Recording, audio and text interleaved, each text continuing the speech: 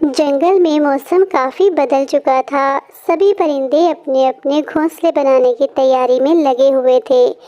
तभी टुन्नी चिड़िया की बेटी रीनू चिड़िया अपनी माँ से कहती है, मामा जी, सभी पक्षी अपने लिए घोंसले बनाने की तैयारी कर रहे हैं। मुझे तो लगता है हमें भी अपने लिए घोंसला बना लेना चाहिए।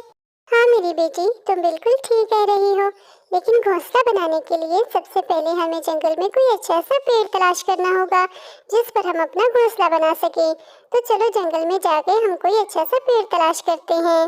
फिर टुन्नी चिड़िया अपनी बेटी के साथ जंगल में पेड़ तलाश करने के लिए निकल जाती है। रीनू बेटी, ये पेड़ घोंसला बनाने के लिए बिल्कुल ठीक है। ये बड़ा है और मजबूत भी, और इसके पास पानी का तालाब भी है। अब हमें जंगल में जाकर कुछ सूखी लकड़ियाँ और सूखी घास इकट्ठा करनी होगी जिससे हम अपना घोंसला बना सकें। फिर टुन्नी चिड़िया अपनी बेटी के साथ जंगल में सूखी लकड़ियाँ और कुछ घास इकट्ठा करने के लिए निकल जाती है। दूसरी तरफ गौरी कवि कालू से कहती है, कालू जी, आपने बहुत आराम कर लिया। अब देखें मौसम कितना बदल चुका है।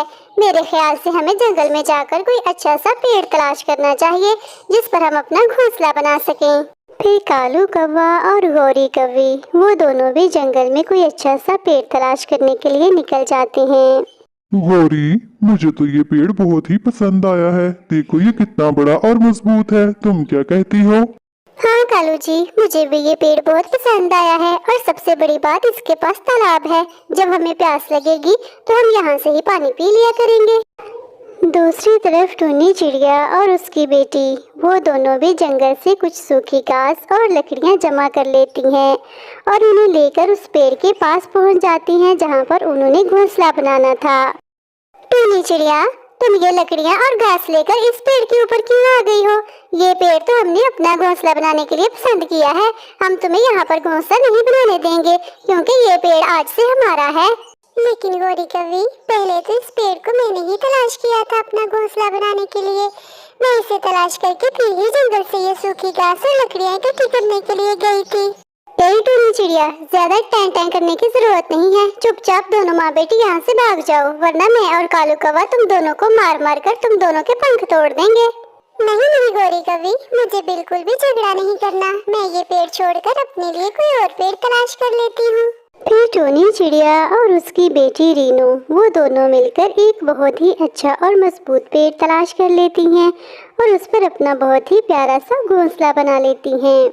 रीनू बेटी, मैं तो घोंसला बना बना के थक गई हूँ और अब मुझे बहुत जोर की भूख लग रही है। मैं जंगल से थोड़ा खाना तलाश करने के लिए जा रही हूँ। तुम ऐसा करना, जब तक मैं वापस ना आऊँ अपने घोंसले में ही बैठना। कालू जी, मैं इस टुन्नी चिड़िया से बहुत परेशान हूँ। हम जहाँ जहाँ भी जाते हैं न जाने ये टुन्नी चिड़िया हमारे पीछे क्यों आ जाती है। इसका तो कोई ना कोई बंदोबस्त करना ही होगा।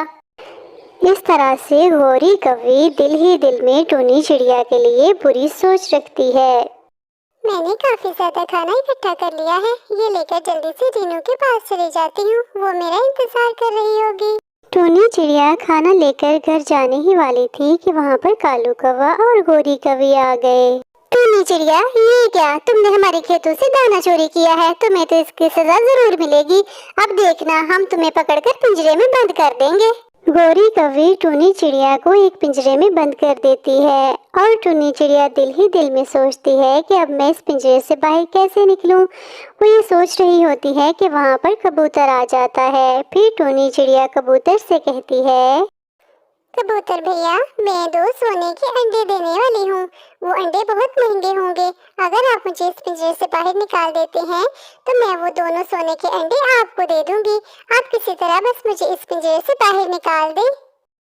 ठीक है टुन्नी चिड़िया, मैं गौरी से बात करता हूँ। उसे कहता हूँ कि सोने का एक अंडा तुम रख लो और एक अंडा मैं रख लूंगा। इस तरह से उसे लालच देकर तुम्हें इस पिंजरे से आजाद करवा देता हूँ। तुम बिल्कुल भी फिक्र न करो। कबूतर और टुन्नी चिड़िया, मैंने तुम दोनों की सारी बातें सुन ली हैं। और चिड़िया, वो सोने के अंडे कहाँ हैं? वो दोनों अंडे मुझे चाहिए। मैं उन अंडों में से कबूतर को एक भी अंडा नहीं दूंगी। कबूतर, तुम यहाँ से भाग जाओ, तुम्हें कोई अंडा नहीं मिलेगा। ठीक है गौरी कवि, तुम कहती हो तो मैं चला जाता हूँ। दोनों सोने के अंडे तुम ही रख लेना। गौरी कवि, अगर तुम्हें वो 2 सोने के अंडे चाहिए तो उसके लिए तुम्हें मुझे पिंजरे से बाहर निकालना होगा। मैं पिंजरे से बाहर निकलकर खेतों से सुनहरी दाने खाऊंगी, तभी तो मैं वो सोने के अंडे दे पाऊंगी। और हाँ, तुम जाकर गाय का गोबर लेकर आओ। वो दोनों अंडे तुम गाय के गोबर में दबा देना, ताकि किसी को पता ना चले कि तुम्हारे पास इतने कीमती अंडे हैं। अच्छा, तो ये बात है टूनी चिड़िया। ठीक है, मैं अभी जाकर गाय का गोबर निकाल देती हूँ, लेकिन जाने से पहले ये लो, मैंने पिंजरा पीछे कर दिया है। अब तुम आजाद हो, जाओ और खेतों से सुनहरी दाने ले लो। मैं गोबर लेकर आती हूँ। ये कौवे होते तो बहुत होशियार हैं, लेकिन आखिरकार गोरी मेरी बातों में आ ही गई। फिर टूनी चिड़िया तेज तेज उड़ती हुई अपनी बेटी रीनू के पास पहुंच जाती है और वो सोचती है कि वो ये जंगल छोड़कर दूसरे जंगल चली जाएगी। और गौरी कवि जब वापस आती है तो वहाँ पर टूनी चिड़िया तो होती ही नहीं, और गौरी कवि और कालू कौवा हाथ मलते ही रह जाते हैं।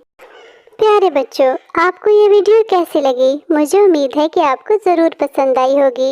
अगर आप इस तरह की मज़ीद वीडियोस देखना चाहते हैं तो अभी हमारी इस वीडियो को लाइक और चैनल को सब्सक्राइब कर दीजिए और बेल आइकन को दबाना बिल्कुल भी ना भूलें, ताकि हर नई आने वाली वीडियो सबसे पहले आपको मिले। Thank you, bye bye.